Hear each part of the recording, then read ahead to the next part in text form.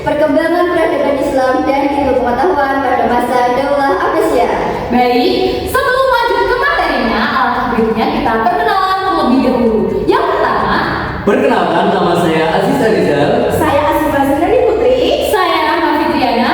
Saya Cantika Rimatul Walidia. Saya Afturi Laili. Saya Aisyah Mei. Dan saya Destia Nasyira. Baik, setelah kita perkenalan, langsung aja kita lanjut ke materinya. Yang pertama, kita mempunyai scrapbook. Ini kita buka aja ya teman-teman. Untuk scrapbook kita, yang pertama ada profil dari kelompok kita yaitu Harun Ar-Rasyid. Nah, pada materi pertama kita akan menuju ke peta daerah perkembangan pada pemerintahan Daulah Abbasiyah. Yang pertama, perpindahan pusat pemerintah. Awalnya, pusat pemerintah Islam berada di Mekah dan Damaskus. Saat Daulah Abbasiyah berkuasa, pusatnya pindah ke Baghdad atau Persia. Pada masa Khalifah Al-Mahdi, wilayah Islam meluas sampai Asia Tenggara, perbatasan India, Tiongkok. Pada masa Al-Mansur, seorang Resiko berhasil ditangkis. Dan yang kedua, kita menuju ke wilayah kekuasaan. Wilayah kekuasaan Daulah Abbasiyah menguasai wilayah luas meliputi Hijaz, Mesir, Yaman, Tunisia, Oman, Aljazair, Kuwait, Maroko, Iran, Andalusia, Yordania, Afghanistan, Palestina, Pakistan, dan Lebanon. Perluasan terus berlanjut hingga ke Turki, Armenia, Laut Kaspia, India Barat, Asia Tengah, dan perbatasan Tiongkok. Dan kita lanjut yaitu kepada sistem pemerintahan. Daulah Umayyah, sistem pemerintahannya yaitu fanatik Arab atau Arab Oriental. Kalau Daulah Abbasiyah lebih demokratis, memberi ruang bagi Persia dan Turki dalam pemerintahan. Fokus pada pembangunan wilayah bukan hanya kepentingan golongan. Hubungan pusat Baghdad dengan daerah dijalankan melalui wakil khalifah. Baik, langsung aja lanjut ke materi yang kedua. Yang kedua yaitu pusat peradaban masa Daulah Abbasiyah. Yang pertama ada kota Baghdad sebagai kota kekuasaan. Latar belakang dipilihnya kota Baghdad adalah satu, adanya pemberontakan Romawi terhadap Khalifah Abu Ja'far Al-Mansur. Yang kedua, wilayah Baghdad cukup luas dan tanahnya subur. Yang ketiga, letak Baghdad yang sangat strategis dan mudah dijangkau oleh berbagai wilayah. Selain kota Baghdad, ada kota-kota lain yang dijadikan kekuasaan. Yang pertama ada Masran, yang ketiga ada Karkan, yang keempat ada Anhar atau Hasimiyah, yang kelima ada Bukhara atau Samarkand, yang keenam ada Mesir. Seperti yang ada di gambar screenshot ini.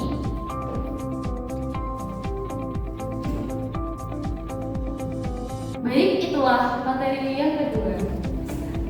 Materi selanjutnya yaitu faktor kemajuan ilmu pengetahuan dan peradaban Islam. Ada dua faktor yaitu faktor internal dan faktor eksternal.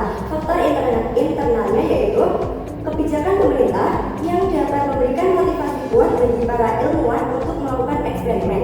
Sedangkan faktor eksternalnya adalah usaha menyalin ilmu-ilmu pengetahuan dan sains yang pernah berkembang di masa-masa sebelumnya. Adapun bukti-bukti terhadap perkembangan pendidikan dan ilmu pengetahuan pada masa Daulah Abbasiyah yaitu yang pertama, berdirinya lembaga-lembaga pendidikan seperti Baitul Hikmah yang didirikan oleh Harun Ar-Rasyid dan disempurnakan oleh anaknya yaitu Al-Makmun. Tempat tersebut merupakan pusat pembelajaran ilmu pengetahuan yang terdiri dari perguruan tinggi atau universitas dan juga perpustakaan yang besar. Ada juga madrasah, majelis al-hadara, dan berdirinya perguruan tinggi An-Nizamiyah. Yang kedua, berdirinya kota-kota pendidikan seperti dan Damaskus. Yang ketiga, berkembangnya ilmu akli seperti ilmu kedokteran, ilmu filsafat, ilmu falak, ilmu geografi, sejarah, farmasi, dan kimia. Yang keempat, berkembangnya ilmu naqli seperti ilmu tafsir, ilmu hadis, ilmu tasawuf, dan ilmu fikih. Selanjutnya, kondisi perkembangan peradaban Islam pada masa Daulah Abbasiyah. Yang pertama, ada bidang ilmu hadis. Pada periode ini, permasalahan hadis yang muncul periode sebelumnya mulai dipisahkan. Beberapa permasalahan antara lain pemisahan hadis Nabi Muhammad SAW dengan fatwa sahabat serta identifikasi hadis palsu. Ulama pada masa ini menghimpun dan membukukan hadis-hadis Nabi Muhammad SAW ke dalam buku hadis dan memisahkannya dari fatwa-fatwa sahabat. Metode ini dilakukan secara sebagai berikut. Yang pertama, melawat ke daerah-daerah yang jauh guna menghimpun hadis-hadis dari para perawi, membuat klasifikasi hadis meliputi marfu yaitu hadis yang disandarkan pada Nabi Muhammad SAW, mauquf yaitu hadis yang disandarkan pada para sahabat Nabi Muhammad SAW, maqtu yaitu hadis yang disandarkan pada tabi'in. Berikut tokoh-tokoh ulama dalam bidang ilmu hadis. Yang pertama, Imam Al-Bukhari, selanjutnya Imam Muslim, Abu Dawud, At-Tirmidzi, An-Nasa'i, dan Ibnu Majah. Yang kedua, ada bidang ilmu tafsir. Pada bidang ilmu tafsir telah muncul tokoh-tokoh yang cukup berpengaruh dalam perkembangan dunia tafsir dari waktu ke waktu. Berikut ulama ahli tafsir pada masa Daulah Abbasiyah. Di antaranya Abu Ja'far Muhammad bin Jarir At-Tabari, Fakhruddin Ar-Razi, Asy-Syamakhsyari. Yang ketiga, ada bidang ilmu fikih. Perkembangan ilmu fikih semakin maju di mana dasar-dasar fikih mulai dijadikan kajian-kajian dan diskusi dengan beberapa temuan metode.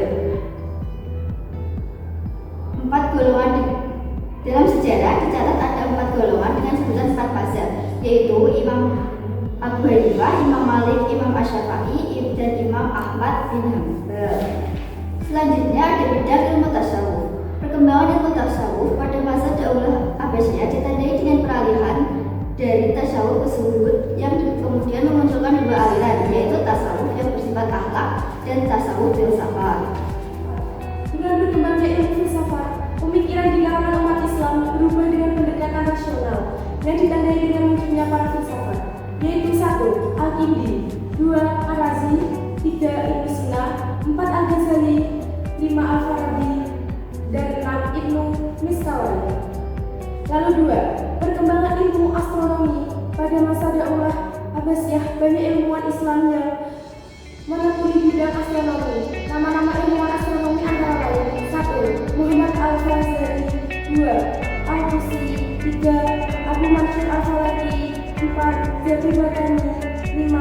Abu Hasan, dan 6. Abu Hayyan Yurbi. Selanjutnya ada pengaruh peradaban Islam pada dunia barat. Pada peradaban Islam mulai maju pesat di kalangan Daulah Umayyah dan Daulah Abbasiyah. Pada saat itu banyak para orang barat yang mulai mempelajari tentang buku-buku yang kemudian diterjemahkan oleh para murid dari dunia barat. Dan ada para ahli yang mengakui hal tersebut. Yang pertama ada Profesor Dr. Charles Singer yang berpendapat bahwa dalam sejarah barat, ilmu tafsir atau astronomi dan ilmu kedokteran sebenarnya tidak ada. Yang kedua, ada para orientasi Spanyol berpendapat bahwa buku-buku karangan ilmu filsafat adalah dari pikiran ahli filsafat Islam, yaitu Ibnu Rushd dan Al-Ghazali. Yang ketiga, ada Ibnu Tulus, seorang ilmu hukum dan ilmu perbintangan, ilmu musik serta aritmatika, berpendapat bahwa orang-orang Islam telah jauh melampaui kepandaian orang-orang barat.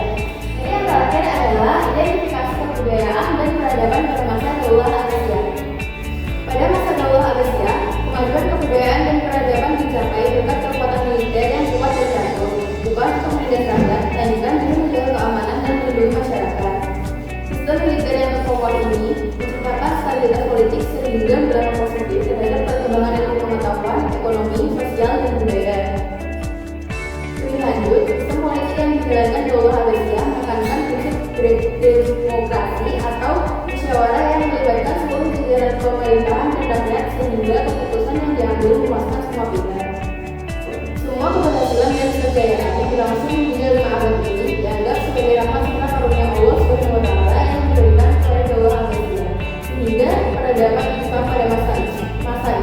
mencapai puncak kegemilangan.